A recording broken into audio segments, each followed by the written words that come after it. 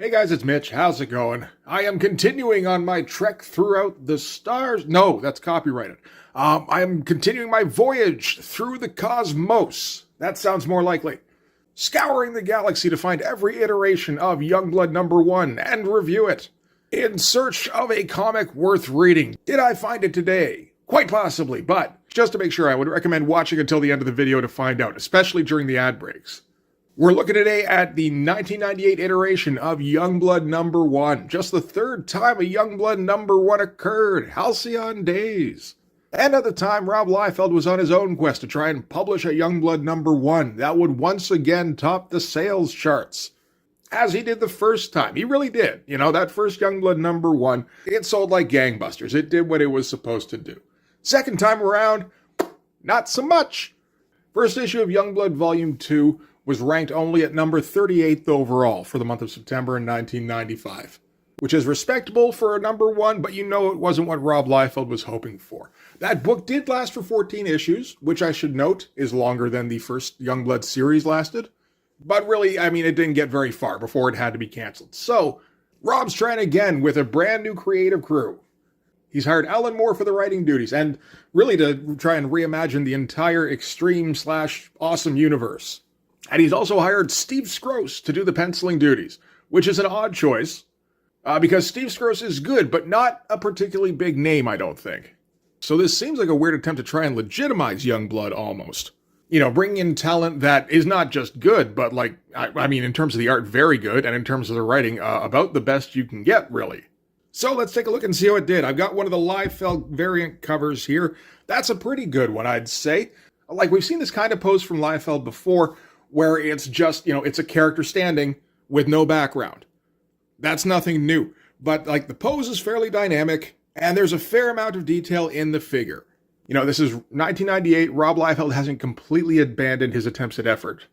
He's eased it down a fair bit.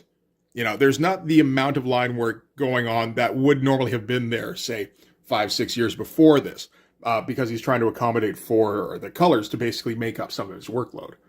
But it's still very solid. I'd say it's one of his most solid figures. You know, the hands look all right. I feel like he's kind of stealing from Eric Larson a little bit for this fist here. This one, you know, it's kind of a typical Liefeld hand, but it's one of the better versions of that hand that he does. Yeah, for the most part, this is all fine. You know, you can roll your eyes at the lack of background, but like, what were we expecting? I have another copy of this. Again, I think because I got confused about just how many Youngblood #1s there are, and I accidentally ordered 2 of the same book. So this is the Steve Skroce variant, which is good. We see the whole team. It's a little bit confusing. You know, it's a little bit easy to lose track of the characters, just with the way they're overlaid here. Something about Steve Skroce's line work, I feel like, maybe it's just a me thing, but I feel like the figures tend to blend together a little bit when I look at his artwork. It's very structurally sound. It's a decent composition. Everybody's, you know, well separated and everything, and he fit everybody in. You know, not a bad cover at all. All right, let's open it up. Oh my God, there's all sorts of credits on this. So Alan Moore writer, Steve Skroce penciler, Larry Stucker inker. I'm not familiar with Larry Stucker. This company letters, that company colors. Rob Liefeld, president and CEO, not creator. Maybe pointedly, a large part of this team, Rob Liefeld didn't create. It was Alan Moore did. And publisher, Jeff Loeb. I don't think I've seen that credit before. I got to assume that's mostly on early awesome titles. All right, so we're going to start things off with a splash page. Somebody is getting brought in from a void by Dr. Octopus. We get some off-screen dialogue here, basically trying to direct what's going on, give us a little bit of information, but not very much. These, I would say, are the most important ones here. Don't draw him in too fast. The shift between here and the Azure could mess up his eyes and his blood platelets. Says, I'm getting movement. He's still with us. Looks like we have a live one. And Major responds by saying, good, our Azure program can't afford to lose another volunteer. Keep me updated, Bishop. This channel is staying open. So, bringing in a volunteer from something called the Azure, which we'll soon find out is basically like another plane of existence. You know, some shadowy company has taken volunteers, they're shunting them into this like alternate dimension and basically seeing if they can get anybody to come back alive. So far, it hasn't worked out too well. Pretty striking opening here with our one, you know, like our one figure stands out fairly well, actually, because the page itself, the whole splash, it's Kind of simple in layout. You know, it's just the guy and the arms. Pretty much everything aside from the guy is either like a cool gray or a cool blue, so he stands out nicely. We're not in any danger of losing track of anything. Nice shading too, like particularly along the arms here, where the light source is coming from here, so everything down here is like backlit. That's good stuff. All right, so we're getting a whole mess of lines for one thing, and some pretty standard panel grids as well. As this is written by Alan Moore, it's very likely Alan Moore was laying out pages, because with most Alan Moore books, that was what he did. He would do thumbnails that would suggest a page layout, and honestly, his thumbnails tended to be pretty goddamn good. You know, if you've got a copy of Violator #1 kicking around, take a look in the back. There's at least one Alan Moore thumbnail in there. I remember seeing that at the time and going, oh shit, Alan Moore can draw. That's crazy. Anyway, so we've got our team here. We've got our big tech lab, and we've got our subject here, the volunteer, who's been brought back from the Azure. The workers here who have been monitoring him and are now bringing him out, they all get chess nicknames like Rook or Bishop or Knight. And in the background here, we've got Major, and he's overseeing this from another location. So they've brought back the volunteer, and his life signs seem to be relatively stable, which again is the first time this has happened with this project. So they immediately want to shuttle him off to medical to try and stabilize him and start getting their readings. Of course, while Knight here is trying to report, he doesn't realize that the subject has woken up. You get the eyes opening, glowing blue, or azure if you like, grabs Knight's pistol with it where before Knight can do anything and blows him away. Pretty good sequence, pretty clear. And we've even got like some repeated panels here that are not Lightbox as far as I can tell. There's differences in the details here. So Steve Skro's putting in the work to just repeat the panel again. I respect it. And I like his machines here too. There's a lot of nice, like, slightly goofy tech. Like it's like overly techy, which I appreciate. That said, his faces I have problems with. They're good. You know, they're all structurally good. He comes up with good expressions. His shadowing is good. Really, there's nothing to complain about. It's just the finish doesn't quite sit well with me. I'm not entirely sure why. There seems to be kind of a rubberiness to the faces that I just don't dig. Part of it is, like, he uses large swaths of black here for shadow, which is cool. But then he doesn't use any values to hatch it off usually. He just uses patches everywhere. Sometimes it works well. I just took a look at Ripclaw Special, and I really dug the way that he did big areas of black with no like hatching or anything to try and transition from light to dark. Here, though, something about it rubs me the wrong way. Something about Steve Skro's whole style, really, honestly, looks to me like a mashup between, like, I think there's Dave Johnson influence in here, maybe, and maybe Rick Veitch. It's a weird combination, and not one I would have expected to see. But the figures here, they all have that Gaijin Studios kind of look, a little bit at least. While the faces, yeah, that looks purely like Rick Veitch to me.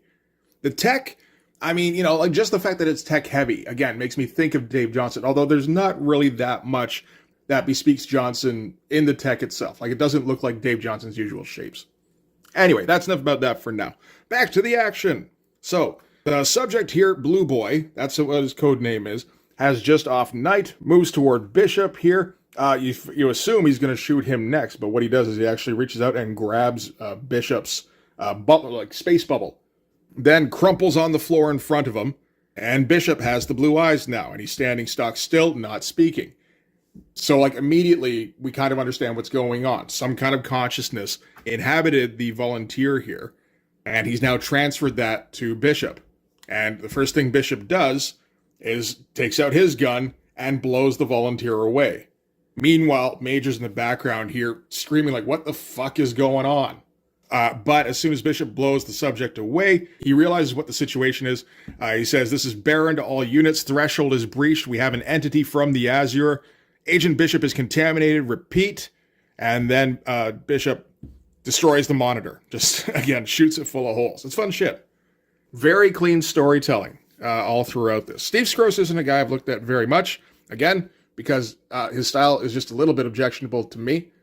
But assuming there are parts of this that Alan Moore didn't lay out, that he probably had to lay out some himself. It's very clear. There's some good pacing going on, good storytelling. I mean, you just look at this spread here. It's actually pretty easy to see the storytelling because there's very little dialogue. We cut to somewhere else in the installation where Blue Boy is kind of making his way across a bridge, makes his way into a hangar where there's a guard there who doesn't know what the situation is. He just knows that nobody's allowed to approach the dropship that he's guarding here. He got word from the Baron. He didn't apparently get word from the Baron exactly what the danger was, or maybe he wouldn't have allowed Bishop to get too close, which he does. Facepalms the guard here, and then, of course, Bishop crumples at the guard's feet. And what does the guard do? Naturally, executes Bishop, and then turns to the dropship, ignites the thrusters, and is on his way. And again, yeah, that's storytelling. Like, everything is done extremely clearly here. It's very close to a silent sequence anyway, so you have to make sure that the reader isn't confused. And yeah, Steve Skroce certainly accomplishes that. And you see all the detail he's throwing in the background here. There's several dropships here. The dropship has the an appropriate amount of detail, I'd say. It looks like a thing in physical space, which is always nice. Doesn't always happen. All sorts of nice looking tech here in the background, on the interior of the installation as well. Okay, so from there, we're going to cut to our splash page. So that's basically the end of the prologue. Did say prologue at the beginning. Now this is in the present, where Twilight, who is a member of Youngblood apparently, is cruising through the city on her motorcycle, like straight up motorcycle, damn good looking motorcycle too. And she's calling in a huge conflagration down in the street below. I assume this is the first appearance of this character. It might not be. There might have been something in between Youngblood Volume 2 and Youngblood Volume 3, but I don't think that's the case. I think this probably is the first appearance of this character. Let me know if I'm wrong in the comments. I'm okay with it. But yeah, so she's reporting on the firestorm that's going on down in the street below. So, and that is the crashed dropship. So we're getting some very clean transitions, really. Dropship takes off, dropship touches down. And so the next part of the story can continue. Like, that's pretty goddamn clean. That's what happens when you get Alan Moore. So she's calling it into Youngblood, Shaft specifically, and Shaft can't respond right away because Shaft is training, which I find a little bit funny because that's generally all that Youngblood does, at least when Rob Liefeld's doing the writing. They're either trying to infiltrate an installation or they're training. Youngblood don't do nothing else. And interestingly, what he's training with is a big wooden, figure doll. Like the kind of thing you would use to work out poses. Only this thing is like a training robot that has been in some organization for a long time. But that's almost like a fun Easter egg. It's like, I need to come up with a robot design for this giant figure. And I also need to work out the pose of this giant robot. Why don't I just use the little statuette thingy I use to work out poses and use that as a design for the robot? That'll totally work. And we get Shaft doing all sorts of flips all around it. Great looking movement, great looking poses on this. This is not a bad looking show-off panel, really. Where Steve Skroce can just go, look how fluid I can make these characters look. You've never seen a Youngblood character look this not stiff. Like all of his joints work and everything. It's crazy. Good angle too. Bit of a Dutch. Nice dynamic pose out of the robot. I mean, just a good dozen dynamic poses out of Shaft here. That's great shit. And at the end of it, Robot falls down. Robot got shot up with a bunch of arrows. There's a bunch of arrows sticking out of the side of it here. And someone walks into the room here. This, I believe, is their benefactor. So in this iteration of Youngblood, Youngblood is no longer being backed by the government. Apparently, they've been cut loose. So they got themselves a benefactor now. This is, I believe, Waxy Doyle, who was a crime fighter in the 40s. Had a wax gun and everything. And one of his favorite pastime is waxing eloquent. And kind of spinning yarns about the good old days. So after Shaft's training session, Waxy here is, he's asking him, hey, do you ever think about using trick arrows? Which is kind of a fun little thing. I mean, particularly considering, Shaft was originally based off of, a reboot of Speedy from Teen Titans. And he's having a little chat with Waxy when all of a sudden, also Shaft walks in. And singing the theme from Shaft. Like the Blaxploitation movie. And OG Shaft goes, yeah, that's great, Johnny. Also, totally unpredictable. Well done. Anyway, Waxy, what were you saying? So this is, I believe, Johnny Panic. I think his deal is that he has, holograms he can project on himself, something like that, where he can kind of change his appearance. And this is the kind of shit he pulls all the time, where he's just trying to get a reaction out of everybody. He's like, I'm going to go back to morphing Suprema's head onto Tracy Lords' body. At least that gets a reaction. And he kind of stomps away, leaving Waxy to kind of pick up the slack there and get back to talking about trick arrows, because that's what he wants to talk about right now. And he's the money, so Shaft's got to listen. And then we get Waxy explaining how the old bow-related heroes from the 40s, they all had trick arrows. And, trying to sell Shaft on the perks of using trick arrows by going through them one by one, and then kind of explaining inadvertently why nobody uses trick arrows anymore. So, for instance, you got Black Bow from the 5-Foot Soldiers of Freedom. He used boomerang arrows. Well, actually, thinking about the way Black Bow met his tragic and ironic end, that's probably not such a good choice. Now, the American Archer back in the 50s, he used nuclear arrows. Although, again, bad example. Oh, yeah, I know, Quiver Queen from the Girl Gladiators. I remember when she used this hairspray arrow, and, oh, yeah, that's right, no, forget her. Captain Crossbow on the, so, you get the idea. And good on Alan Moore for not getting self-indulgent and adding more. Comedy, of course, comes in threes. Meanwhile, in the background, we've got Twilight. Oh, I didn't talk about that splash at all, did I? That's a great fucking splash. Great angle, great use of space. You really get the depth of the picture in here, and everything you need is right here. We've got our main character, again, on the awesome looking fucking bike, surrounded by ravens. You get the feeling that happens fairly often, and what she's looking at off in the distance. A ton of detail in the background here. Not going overboard, not going Richard Bennett with it or anything, but giving you all you need to see, which is, Steve Scrose really seems to do well with that. Just not skimping on any panel. Every panel here, pretty much, has an appropriate amount of detail in the background. There's a couple here and there where it would maybe conflict with what he's trying to do. So this one here, you got all this stuff flying around Johnny Panic. That could conflict with all these background details in the training room. So he leaves it out. But I get the feeling he doesn't leave it out unless he's got a good reason. So anyway, back to this here. Since we're fixed on the screen here that's showing Twilight investigating the crashed dropship, we're going to naturally transition to the crash site where Twilight is investigating. There seems to be one person standing around, just a regular beat cop. And we got the pilot who's hanging out of the canopy here. Twilight doesn't know what the deal is. She just walks up and goes, "Hey, were there any survivors?" And the cop goes, "Yes, but only one," as he pulls his piece and guns the pilot down. And of course, we know what that means because he's already done that before. This is the entity that escaped from the Azure. But now he's going to explain a little bit of his motivation. Twilight asks him, "What are you doing?" And he responds, saying, "Cleaning last residence." They wake up with ideas. Also, broke its hard things inside. Bones. Broke its bones. Getting it here. No good. So the Azure entity, whatever it is, it doesn't have a corporeal body. It takes bodies over for itself. So even the idea of bones is somewhat alien to him. Also, we get the impression that the Azure leaves traces of itself whenever it jumps from a host. So that's interesting as well. And maybe something Alan Moore wanted to follow up on in future issues of Youngblood. But anyway, Twilight here says, "You executed that man. Who the hell do you think you are?" And the cop responds, just saying occupant. So that's his name. Again, very clear storytelling all throughout. It's great stuff. Meanwhile, back in Youngblood HQ, first thing we see is the cop face-palming Twilight here. And we know what that means. But nobody here does. So, first of all, they're not even paying attention to the screen. Johnny Panic is there, and he's talking about how great his suit is and, all the neat things it can do. And Shaft is just kind of humoring him while he, in his peripheral, he notices something's going on the view screen there. Meanwhile, another member of Youngblood walks in. So this is Doc Rocket, who I'm sure at least in name is an Alan Moore creation. Rob Liefeld didn't come up with that shit. If Liefeld had to name her, he'd probably come up with something that was fairly simple, like brisk, or just fast, or expeditious.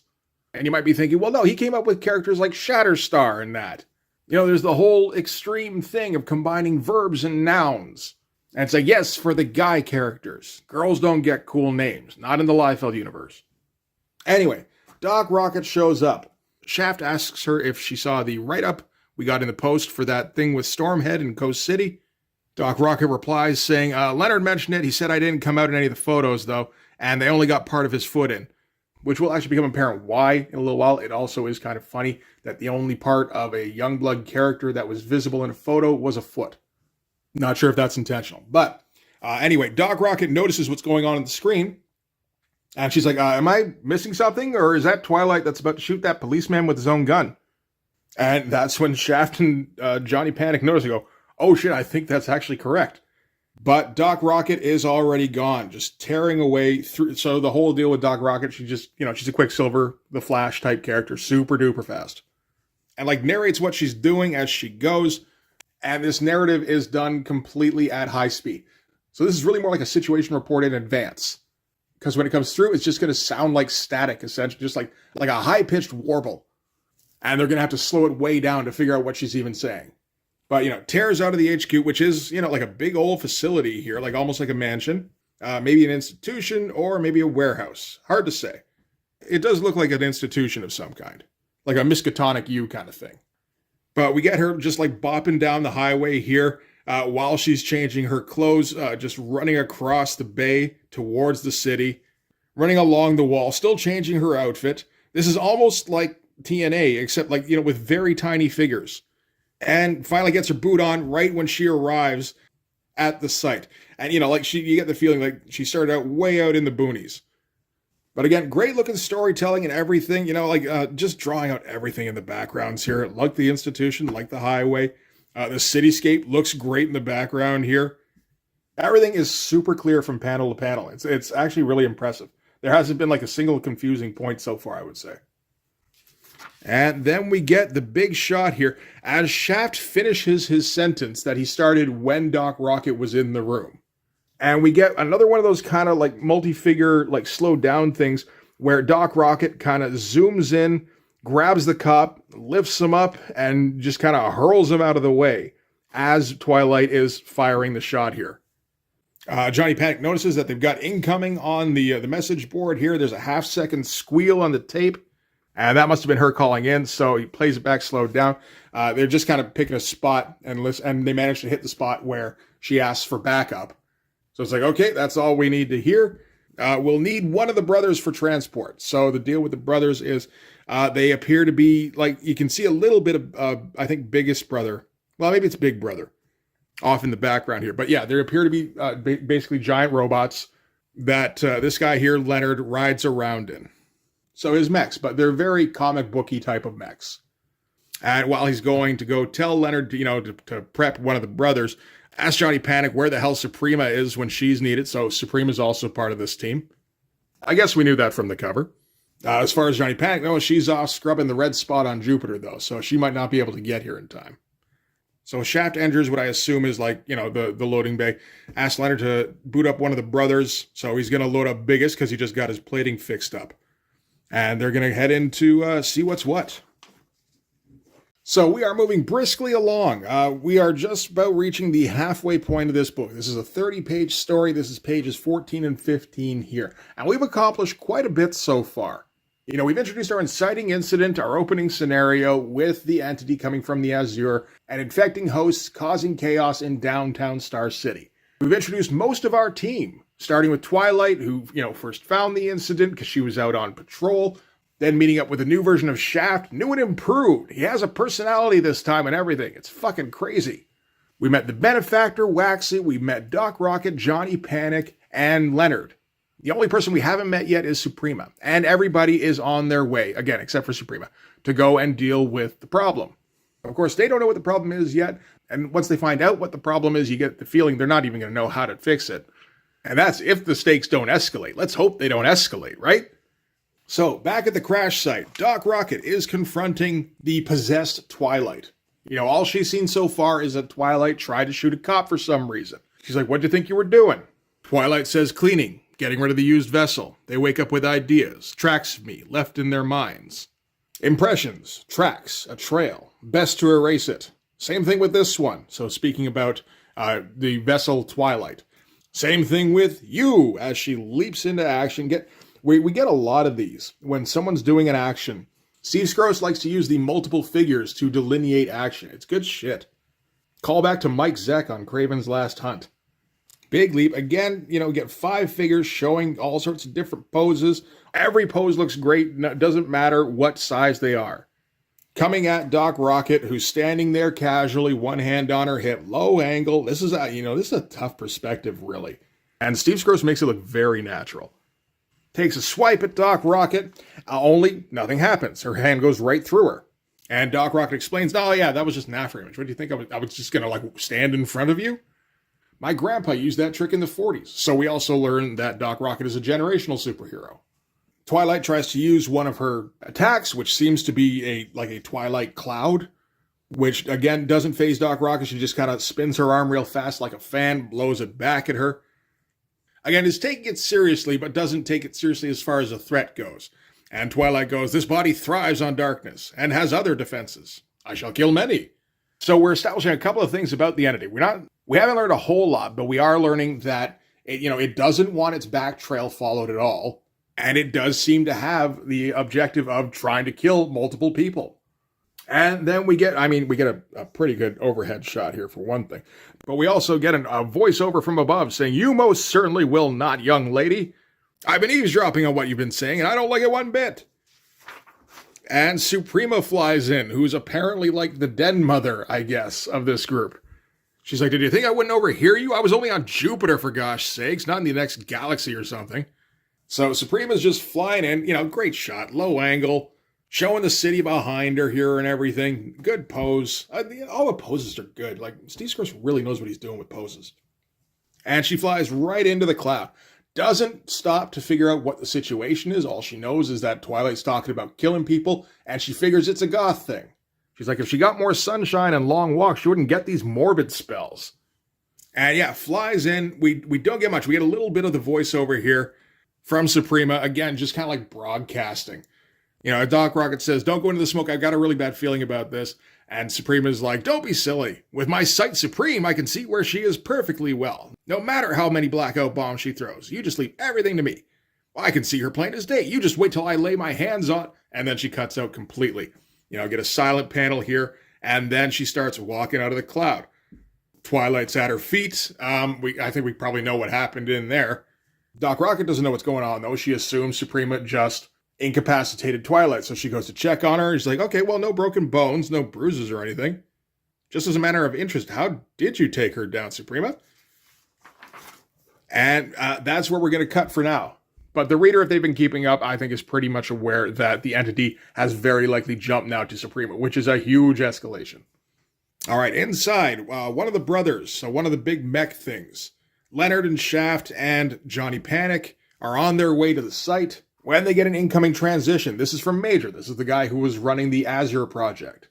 Only he's not calling himself Major anymore. Now he's calling himself Baron. Of course, Shaft doesn't know the difference. He never knew when he was calling himself Major. But you get the impression this character changes his identity fairly often. He's going to do it again before the end of the issue, probably just to make sure nobody can ever track what his movements are.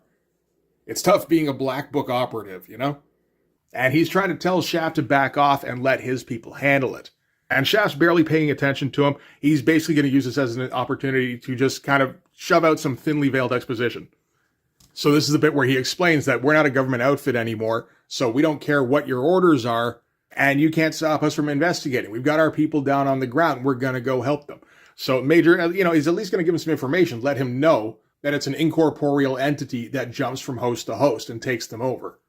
And Shaft is like, okay, well, that's a problem, but, right now it's only in Twilight. And Twilight, yeah, she can be dangerous sometimes, but really she's just a regular human with some, gimmicks. Worst comes to worst, she might possess Doc Rocket, which would be a hassle trying to catch her, but, we're pretty sure Doc Rocket can stay out of the way of her at least. So it shouldn't be too much of a problem to bring her in. And as they say that, they're going to get to the site. Shaft and Johnny Panic are going to get out as Big Brother lands in downtown Star City. Pretty great looking splash here. But this is the character. It is kind of a mech. It's a little bit clockwork and it's pretty goofy looking. Very much an Alan Moore character. I imagine Steve Scrooge did the design on it, but probably, getting some pretty clear direction from Alan Moore. This thing would have been right at home in Tom Strong. And the scene they've arrived on has gotten way more chaotic than it was when Twilight first arrived. There was a self-contained crash and, there was a fire, but it was just in that one area. Now it's just like destruction on the entire city block.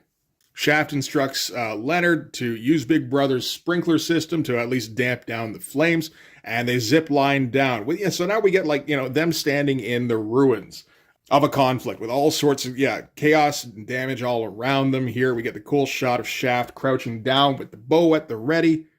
Does it have a string? I don't think it does. I think Steve Scrooge's allowing that one, where it's supposed to be like an anti-gravity field or whatever the fuck it is. But, great shot, great pose. And like Shaft, he looks like a veteran soldier who's on the lookout for danger, which is correct. And then Doc Rocket comes zooming in. She's got Twilight with her, and she's actually pretty messed up. She's got all sorts of burns all over her.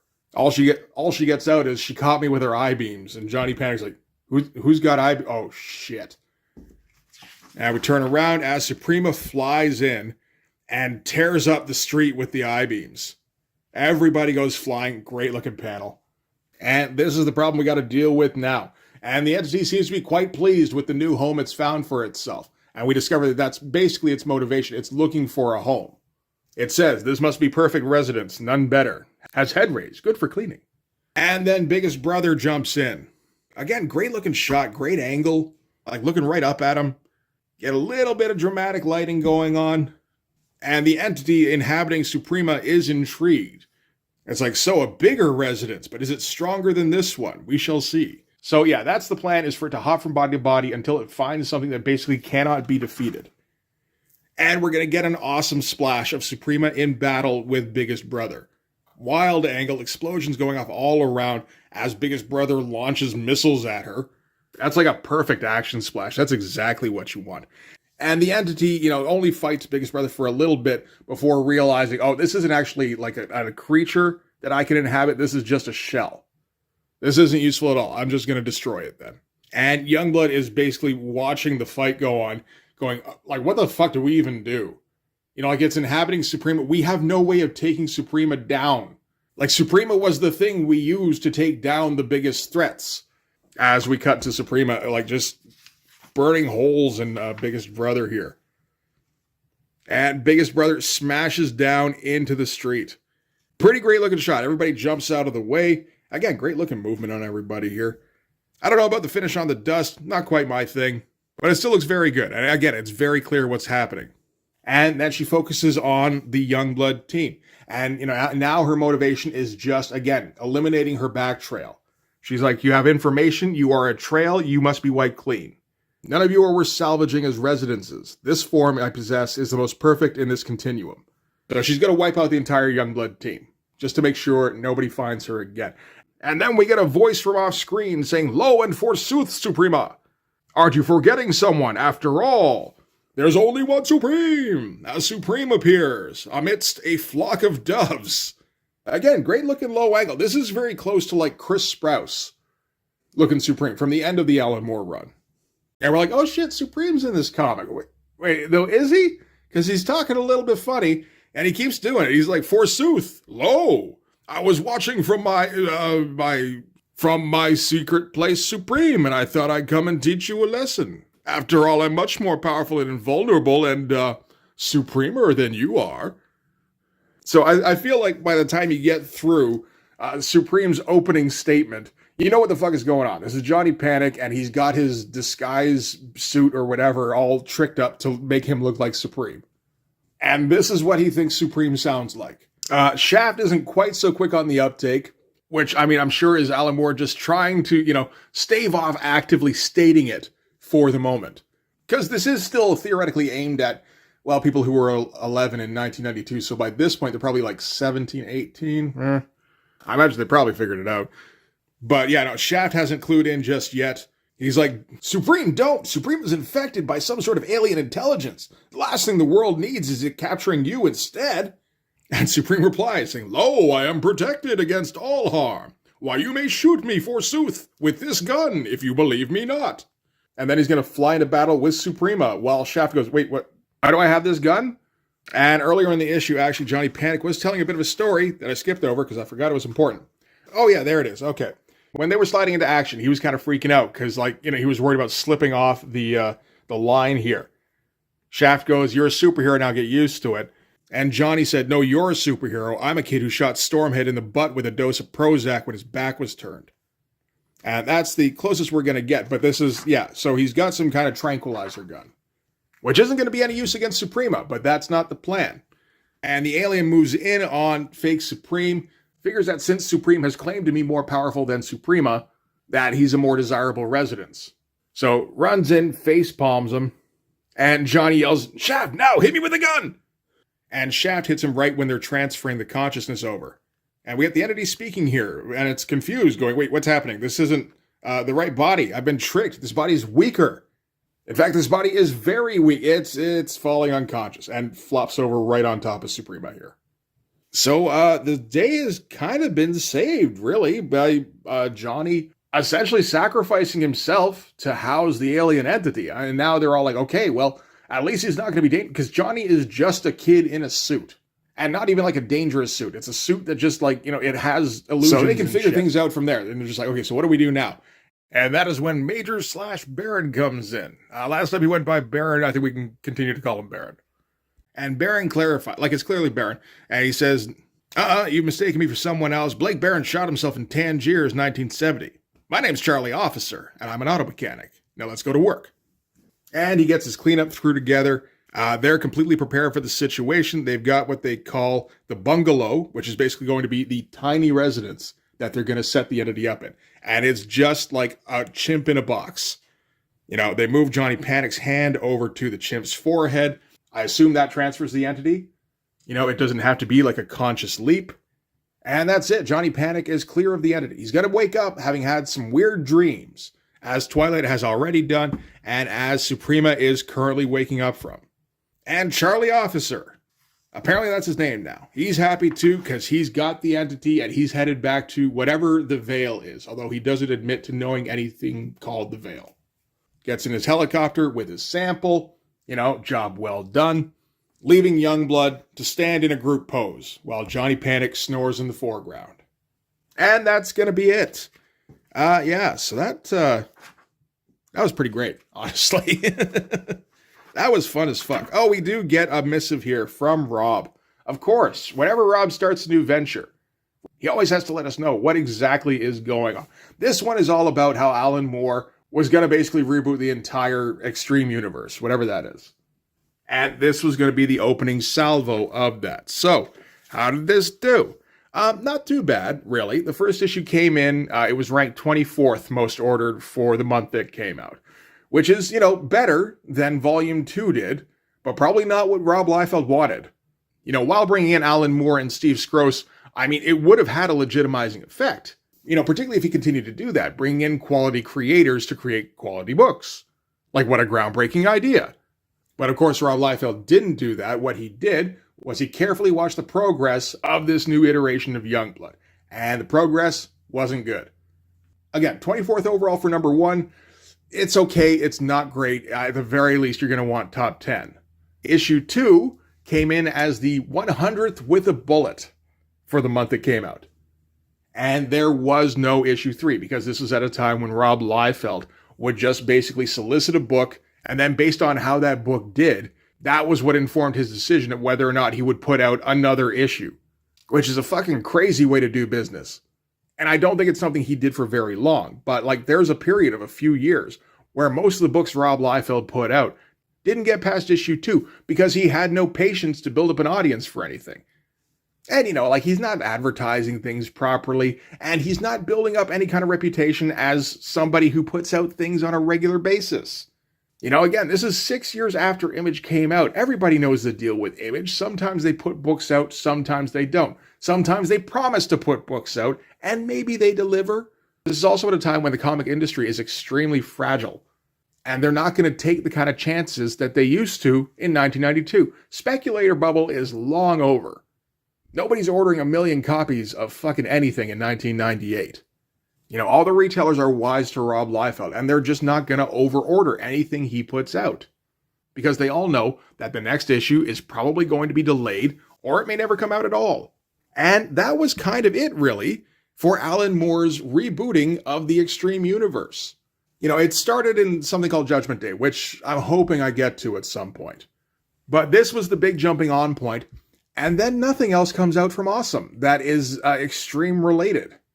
And next thing Alan Moore does is he jumps from working for Rob Liefeld to working for Jim Lee and putting out a bunch of books under his ABC line. That would do pretty well. But just the fact that this book got canceled after 2 issues says to me Rob Liefeld hadn't learned anything. He wasn't trying to legitimize his book. He wasn't trying to put out a quality product. This was basically what he considered a gimmick for 1998. You know, chromium covers don't work anymore, so the new gimmick is to get the best writer on the market and to get a solid, if like what Rob probably considered unspectacular artist to create a quality book. Everybody's been giving me shit for years for creating crap books. So they'll all line up now that I'm putting out a quality book. You know, again, like quality isn't the objective, it's sales. Quality is just the vehicle he was using to try and achieve sales. And when it didn't work, he shut it down immediately. When he was talking about Alan Moore, you know, kickstarting the whole new awesome universe, he's talking about what he was doing on Supreme and how he quickly turned that book on its ear and with one brilliant stroke of his pen, making it one of the most talked about comics in the industry. It wasn't. There were several people who talked about it. Mark Waid, I remember specifically, saying, I can't believe I'm saying this, but I am reading Supreme and enjoying the hell out of it. And it did win an award. I believe it was like an Eagle Award or something like that. But you know what nobody did? Paid money for a copy. The last issues of Supreme had print runs of 15,000. While the people who did read it, I think, probably enjoyed it, they were few and far between. So anyway, bring it back around to Youngblood Volume 3, Number 1. That book kind of rules. It's a shit ton of fun. It's got fun characters. It's got pretty damn good art by Steve Skroce. Honestly, by the time I finished this review, he'd kind of grown on me. Some of his faces are still, they're still a little off-putting, just a little bit. But for the most part, like I'm very impressed with what Steve Skroce was doing in 1998. So, is this the best Youngblood number 1 that we've found so far? Yes. Yes, it is, by a fucking mile. Is it likely to be the best Youngblood number 1 of all time? Yes, also. I think, yes, very much so. But we'll have to read those to find out. At least one of those is written by Kurt Busiek, so the potential is there for it to be pretty good. I don't think it's going to be this kind of fun, though. And I think the art is a few steps behind Steve Skroce. But we'll have to read those other Youngblood number 1s to find out, so make sure you join me on those. I've only got like 4 or 5 of the fucking things to go. What'll I do at the end of my Youngblood number 1 quest? Probably sleep. But until that day, rest will elude me. My quest is ongoing and interminable, and a little bit painful sometimes. But for this one anyway, that is going to do it. So thanks very much for watching, guys. If you like this video, please hit the like button. Helps with the algorithm stuff. If you want to see more, hit subscribe. If you really want to help out, check in the description for my link tree. That'll lead you to my Patreon. Go subscribe there. That'll give you access to everything I do. So all sorts of videos, all sorts of Blood Force comics. You can also follow me on Instagram and DM me there for commissions. But yeah, that'll do it. Thanks again for watching, guys. I will see you in the next one. Bye-bye.